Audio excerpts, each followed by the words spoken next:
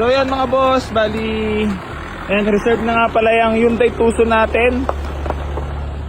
Tapos itong Port Everest mga boss, bali available na nga pala to. Pwede nyo na rin puntahan dito sa garahe yan mga boss. So napakagwapo nito, kita mo naman yan. Solido. Lan, sa labas na lang yan. Pero ipag mo muna, pasok mo na to. Pasok ka muna Nyor.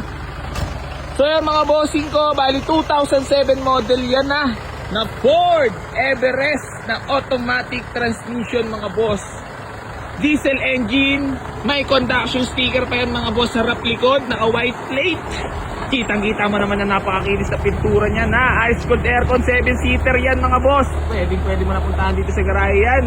Tapos yung kuya mo Redford White. Mas ko na to ron. Mami shoutout ka lang. Shout out! Sino? Mga magagaling mag-post. Ayan na mga boss, madam, kunin mo na to. Wala na, Lan, check mo nga rin kung may ano pa Lan. Kung wala naman na.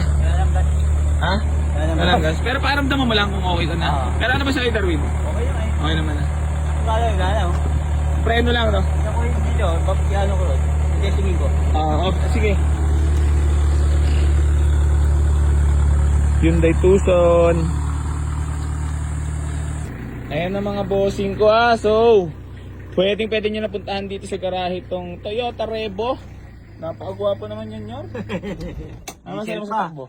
Ayos. Walang problema, touch. Panati ka ng, nga no? Oo, okay. Panati ka ng diesel. Oo. Ano bang may pagmamalaki mo pag diesel engine? Hindi driver eh. Maganda sa biyahe, maganda sa takbo. Oo. Tumatak. Duluhan no? Duluhan talaga. Ano na? Wala ko pa pagbibigyan niya. Itong